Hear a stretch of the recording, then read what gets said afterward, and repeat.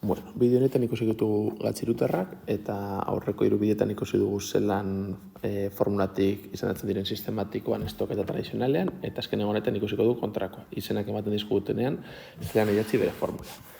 3 adibide egingo ditugu, bat sistematikoa, bestea estok eta azkenengoa tradizionala, baina adibide hauek balio dute guztiak egiteko.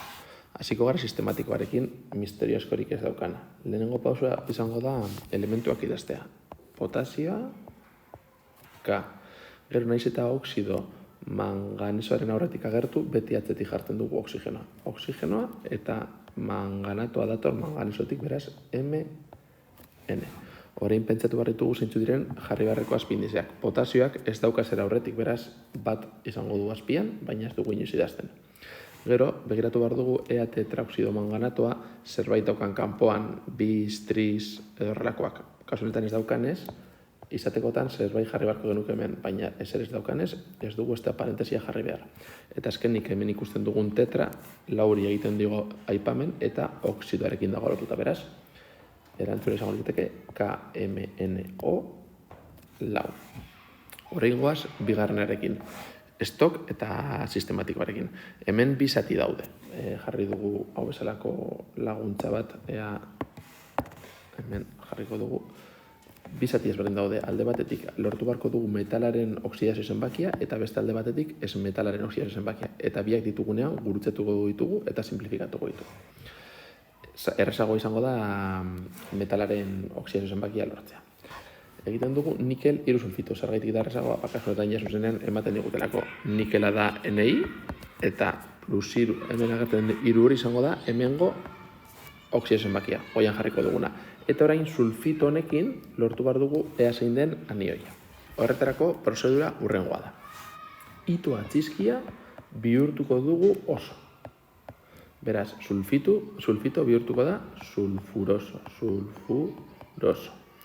Eta bilatu behar dugu zein den anhidrido sulfurosa. Horretarako jartzen dugu S, ondoan O, gogoratu anhidridoetan genukala ez metala eta oxigenoa. Oxigenoaren goikaldean beti jartzen dugu bi oxidazio zenbakia. Eta sufreak ditu 3 oxidazio zenbaki ezberdin, 2, 4 eta 6. 6 erabiltzen badu, iko, 4 erabiltzen badu, oso, 2 erabiltzen badu, hipo oso. Kasu honetan oso erabiltzen duenez, hartuko dugu 4. Eta goian jartzen diogu, gurutzatzen ditugu bera, eta lortzen dugu SBO lau, baina simplifikatzerakoan lortzen dugu SO2. Beraz, gure anhidridoa izango da SO2. Orain, azidoa lortu behar dugu horretarako, gehitu behar diogu HBO. Batzen diogunean, lortuko dugu SO2 gehi HBO, ur molekula bat, HBSO3. Eta honi deitzen zaio azido sulfurosoa. Hau anhidrido sulfurosa batzen, batzen diogunean ur molekula lortzen dugu azido sulfurosa. Beraz badaukagu HBSO3. Eta azido sulfurosa daukagunean egongo duguna da hemen hidrogenoarekin lotuta dagoen azpindizea gora eramango dugu parentesi barruan. Eta lortzen duguna da SO3, hidrogenoa hasten dugu. Eta kentzen dugu SO3 minus B. Eta hau da, bilatzen geunden anioia. SO3 minus B. Eta oneri ditzen zaio, sulfito anioia. Hau da, bilatzen genuena, SO3 minus B. Jartzen dugu nikelaren alboan. SO3 minus B. Azkenengo pausua izango da, hemen goikaldean ditugun zenbakiak bera eramatea eta ikusi ea simplifikatu dezakegun edo ez.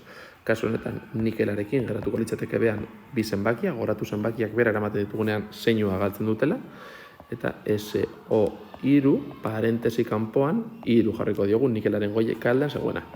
2 eta 3 haien artean multiplioak ez direnez bukatzen da, eta hau izango litzateke gure konposatua. Esan bezala, metala bere balentziarekin lortzea nahiko erraza da, baina anioia lortzeko ito lehenik eta behin oso bihurtu behar dugu, anhidridoa aurkitu, anhidridoa daukagunean ur molekula batu azidoa lortzeko, eta azidoa daukagunean hidrogenoak daukan azpindizea jartzen dugu goian, eta hori izango da nahi dugun anioia. Beraz orain egingo dugu hipobromito aurosoa, antzeko bide bat behar duena, eta ikusiko dugu berriz ere zelan lortu anioia. Vale. Hipobromito aurosoa, lehenik eta behin jarri ditut agertzen diren elementu ezberdinen oxidazio zenbakiak. Hipobromitoa, esango ditu bai broma eta bai oxigenoa. Eta aurosoa, gogoratu, aurosoa izen berezia dela, baina urretik datorrela. Lehenengo pausua izango da metalaren oxidazio zenbakia aurkitzea.